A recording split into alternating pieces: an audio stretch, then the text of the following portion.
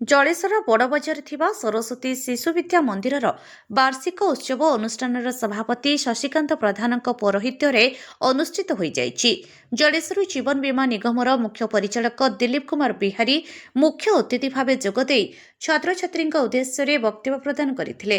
ଓଡ଼ିଶା ଶିକ୍ଷା ସଂସ୍କୃତି ଉତ୍ଥାନ ନ୍ୟାସ ପ୍ରାନ୍ତର ସହ ସଂଯୋଜକ ହେମନ୍ତ କୁମାର ଜେନା ମୁଖ୍ୟ ବକ୍ତା ଭାବେ ଯୋଗଦେଇ ରାଷ୍ଟ୍ରୀୟ ଶିକ୍ଷା ପ୍ରଣାଳୀର ବିକାଶ କରିବାକୁ ହେବ, ଯାହାଦ୍ୱାରା ହିନ୍ଦୁତ୍ୱନିଷ୍ଠ ଏବଂ ରାଷ୍ଟ୍ରଭକ୍ତିରେ ଓତପ୍ରୋତ ତଥା ଶାରୀରିକ, ପ୍ରଣିକ, ମାନସିକ, ବୌଦ୍ଧିକ ଏବଂ ଆଧ୍ୟାତ୍ମିକ ଦୃଷ୍ଟିରୁ ପୂର୍ଣ୍ଣ ବିକଶିତ ଯୁବପିଢ଼ି ନିର୍ମିତ ହୋଇପାରିବ ବୋଲି ବକ୍ତବ୍ୟ ପ୍ରଦାନ କରିଥିଲେ। ପ୍ରଧାନ ଆଚାର୍ଯ୍ୟ ରାଧାରଞ୍ଜନ ବାଗ ବାର୍ଷିକ ବିବରଣୀ ପାଠ କରିଥିଲେ। ଅନୁଷ୍ଠାନର ସମ୍ପାଦକ ଗିରୀଶ କୁମାର ପାଣିଗ୍ରାହୀ ଅତିଥି ପରିଚୟ ପ୍ରଦାନ ସହ ପ୍ରାରମ୍ଭିକ ଅଭିଭାଷଣ ପ୍ରଦାନ କରିଥିଲେ। ଛାତ୍ରଛାତ୍ରୀଙ୍କ ଦ୍ୱାରା ପ୍ରାରମ୍ଭିକ ସଙ୍ଗୀତ ପରିବେଷଣ ହୋଇଥିଲା। ଗୁରୁଜୀ ଉମାଶଙ୍କର ପାଳ ପୁରସ୍କାର ବିତରଣରେ ସହଯୋଗ କରିଥିଲେ। ଅନୁଷ୍ଠାନର ଉପସଭାପତି ଅବସରପ୍ରାପ୍ତ ପ୍ରଧାନ ଶିକ୍ଷକ ରାଜେନ୍ଦ୍ର ଦତ୍ତ ଶେଷରେ ଧନ୍ୟବାଦ ଅର୍ପଣ କରିଥିଲେ। ପରିଶେଷରେ ଛାତ୍ରଛାତ୍ରୀଙ୍କ ଦ୍ୱାରା ରଙ୍ଗାରଙ୍ଗ ସାଂସ୍କୃତିକ କାର୍ଯ୍ୟକ୍ରମ ଅନୁଷ୍ଠିତ ହୋଇଥିଲା।